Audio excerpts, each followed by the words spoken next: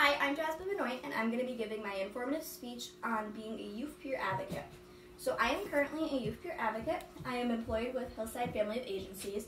It was previously known as Hillside Children's Center. However, now it is Hillside Family of Agencies because we kind of work with a lot more things than just children. We work with all the populations, but my job specifically works just with kids.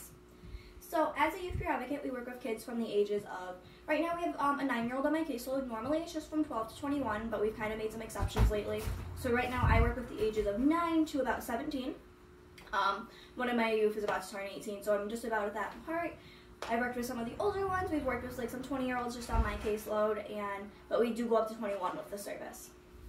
As a youth peer advocate, we work just with the youth. So with that, when we go into the homes, we talk to the families, we talk with the parents, and we kind of get the background, we kind of get to know the family, but any time that you spend with the family is not billable. So you try to limit the amount of time that you are actually spending and talking with the family because it doesn't count for anything, it doesn't count towards the service, and then the agency doesn't get paid for it and they get kind of mad. So you spend more time with the youth as possible.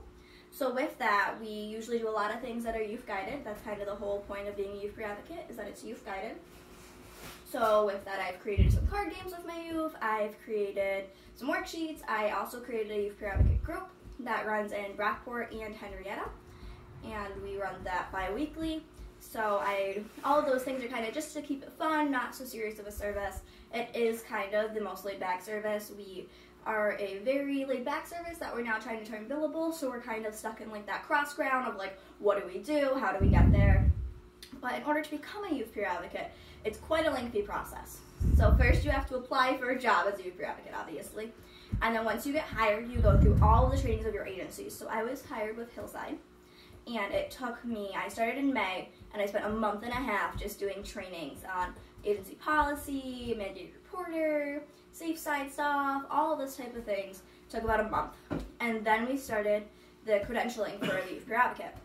So it starts with some online videos that you kind of learn about what the job is, what you're expected to do, and then you take quizzes, and then you take an application, and in the application you have to have a sentence about your lived experience, you have to have reference letters, you have to have a whole bunch of stuff, and then you submit that, and if Youth Power does decide to accept it, then you get your provisional credential to youth peer advocate.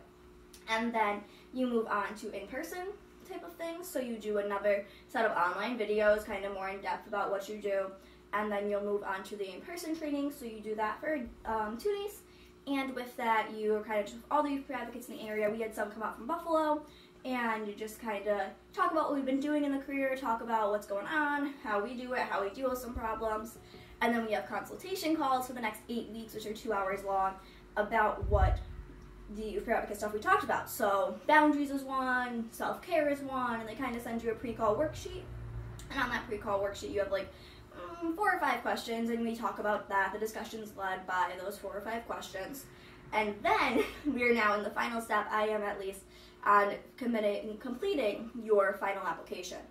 So with that, I just completed it. It's the easiest one I've done so far. All you need is the letter of recommendation from your supervisor. However, that takes a while to get because usually they supervise multiple people. So with that, I'm just waiting on that, and then I'll have my New York State Certified Peer Specialist, so fingers crossed that moves soon. But with that, the biggest thing about being a youth peer advocate is you have to have some sort of lived experience. So with Hillside alone, we have 3 youth peer advocates, and the age ranges are kind of big, so as a youth peer advocate, you can be 18 or you can be all the way up to 30. So I am the youngest hired youth peer advocate with Hillside. I was hired at 18, I am now 19, and then I work with a 25-year-old out in Warsaw and a 28-year-old in Rochester. So we're kind of on the older end of the spectrum for majority of it. And then with that, the lived experience part is the most important thing. So we have a lot of lived experience with the 3 that we have. We have issues with mental health, we have issues with eating disorders, we have issues with addiction, LGBTQ community, we have adoption, we have foster care. So the whole thing is trying to get as much lived experience so you can relate to the youth that you work with. Like I said, it's kind of the most important part of the job, but that's pretty much it. That's pretty much what being a youth peer advocate is and what it entails.